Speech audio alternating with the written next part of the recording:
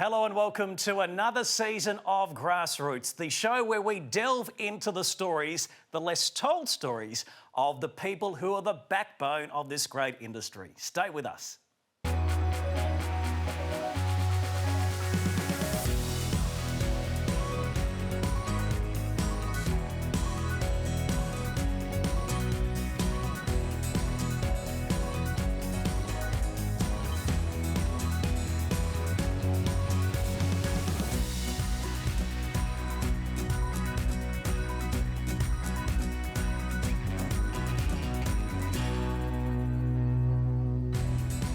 And I'm joined again by Sam Dorr. And Sam, I'm looking forward to yet another good season. Adam, it's great to have you back with us again for another season of Grassroots. And I would say that this is a really diverse range of stories that we have today. The theme underlying would be Love the Horse, but we've got a couple of trainer and a jockey combination. We've got a couple of our big studs are involved with a story today, and an inspirational yarn, I think, to kick the program off. And that story is of Lucy Coates. Lucy unfortunately lost her vision in a car accident not that long ago, and this is her journey with horses and also her aspirations to be a Paralympian.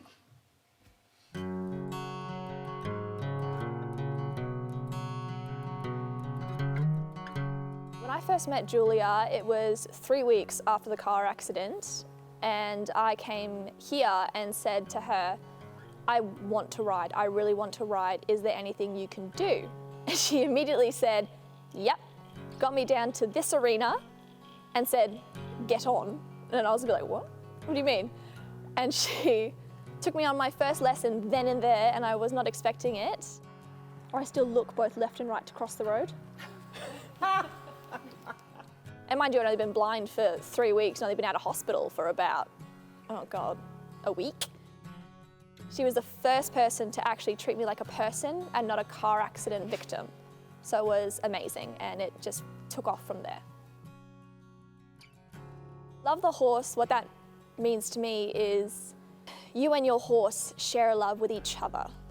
It can be the bond that when you're riding, or it can just be in the stables when you're mucking around, having a brush, giving them massive cuddles and helping them out when they're going through a tough time, and they help you out when you're going through a tough time as well. So the transition I had to take from Jan's to Jungle Edge is because my Jan's unfortunately has a neurological condition named wobblers. I've moved on to Jungle Edge, who is an interim horse. He's helped me with my balance. He's made me a better rider. He's gone from a racehorse to a really nice little dressage horse.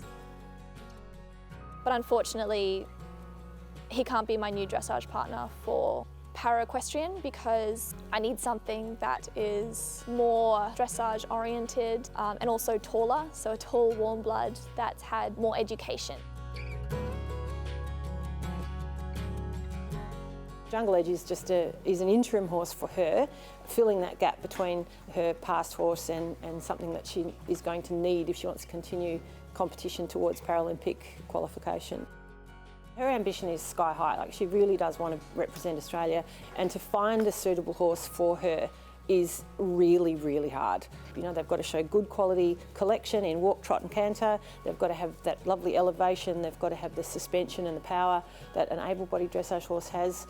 And they've got to have that empathy and understanding to fit into the disabled space as well. Good. I. Now keep your inside leg on. Very good. At C, transition to walk and breathe in 3, 2, 1, and walk now. My future goals is once I find that wonderful horse, I plan to train up and hopefully qualify for the World Equestrian Games in 2026, and then go on to compete at the LA Paralympics in 2028. Those are my main goals, and I will work extremely hard to get where I want to get and where I feel my horse also deserves to get to, so that our partnership can show the world what we can do. What an inspirational story, Sam, and how determined is Lucy? I'm sure she's going to reach her goals. She must have to put a lot of trust in her horses. Great to see Jungle Edge. We know him as that winter wet tracker war horse from the Mick Bell yard who raced up until not that long ago. But you have a bit of an update to that story because we heard Jungle Edge was just a bit of an intermediary horse for her. Correct, and the Melbourne Racing Club Foundation did a great job in helping with Jungle Edge coming aboard there, and as you just touched on, he was an interim horse. And I spoke to Warren Moore, who works very closely at Equine Pathways. He's a main figure at the Melbourne Racing Club, and said that we've got a new horse. Lucy's found herself an Australian warm blood, which is, we can see the photos here, and they've already had this connection over the last couple of weeks. And it's taking a little bit of time, as it does, to build this bond and the trust, and it's a difficult situation for any rider to bond with their new horse. But if you haven't got vision at the same time, I'd imagine that only escalates the issue a little bit more. But she was thrilled when I spoke to her on the phone yesterday, and it's a great story. And I'm always reminded of the first time that I went to the property and learned a little bit about Equine Pathways, where Julia Battams said one of the riders had come to her and said, I don't have goals anymore. I don't have dreams anymore, I have goals. And this is the same situation here for Lucy. She's now got her goal to get herself to the 2028 Olympics. I reckon this is a story we'll continue to follow, and we'll have Lucy on this program, I'm sure, many more times to come. Great to hear from Lucy Coates there. Well, we touched on a bit of a war horse there in Jungle Edge. Here's a story about another one that's very special to the Wynne family, both Sally and Dianne.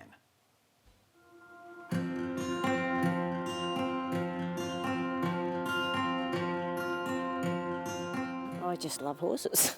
That's all there is to it. I'm a kid. No jumping around. That's all I ever wanted to do. I used to jump backyard fence when I was about 10, to jump on a horse and ride it across the paddock and jump off and come back again. And I just always wanted to be with horses. This is Sensational Swing. He was my favourite horse. He had 126 race starts. I rode him every single start, and Mum trained him for every single start. Come, Mojo. Come on. Oh, man. He's a funny horse. I've just loved him from day one. He's just so quirky, but he also made you think the whole time. There was always a reason that he did something. Well, as a 2-year-old, he's come and he's been naughty, but he's just always been a racehorse. Sensational Swing celebrating his milestone, 100 rides for Sal. They're off. Yeah, we were coming up to a sale race meeting, and it was his 100th race start. You couldn't have scripted it any better. And Sensational Swing's running on. I'll tell you what, he's running a bit of a race, the old boy. Everything went to plan, small field. I got to the outside and he was back to his old self. He started to really wind up, and he flew home. Sensational Swing's coming strongly. He's going to win, Sensational Swing. What a milestone for Sensational Swing and Sally Wynne. Incredible. It was just like a fairy tale. It was so good. It just makes life easier when they've got a bit of ability, and he's just been part of our lives for so long. No, it was a sensational day. I think it's something that you'll never see again.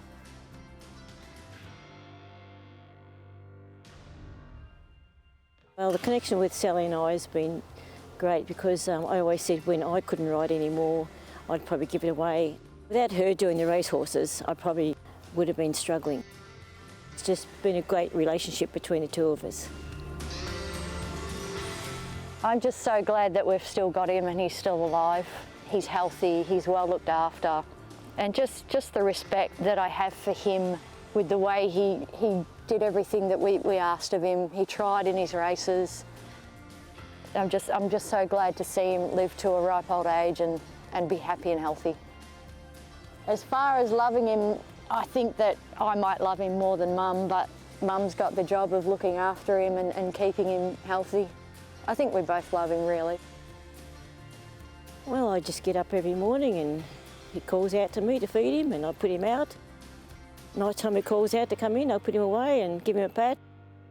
He's just part of the family. I wasn't there for that milestone day at Sale where he won at his 100th start, but I called him many times because he raced on the Gippsland tracks primarily. 126 starts, 8 wins. He was placed at Flemington and Moonee Valley, so he had decent ability and great to see him still going strongly. It's an incredible story, the fact that he was able to win at his 100th start. You couldn't script that. I know Sally said that there, but if it was in a Hollywood movie, you'd be sort of going, come on, really? But when you break down his life, he's actually been retired for the same amount of time that he raced, because he raced until he was 12. He came into the stable as a 2-year-old. He's now a 24-year-old. You know, he's treated so well. You know, he doesn't want for anything at the farm there. I can tell you that there was more carrots than any horse could possibly consume. But a great story, a great bond between mother and daughter as well. You know, they're bonded over horses, and this particular horse, he's just a lovely old gentleman. We're going to take a break on Grassroots, but stay with us. Coming up very shortly, one of our colleagues and his story and connection with horses, and Adam Crettenden.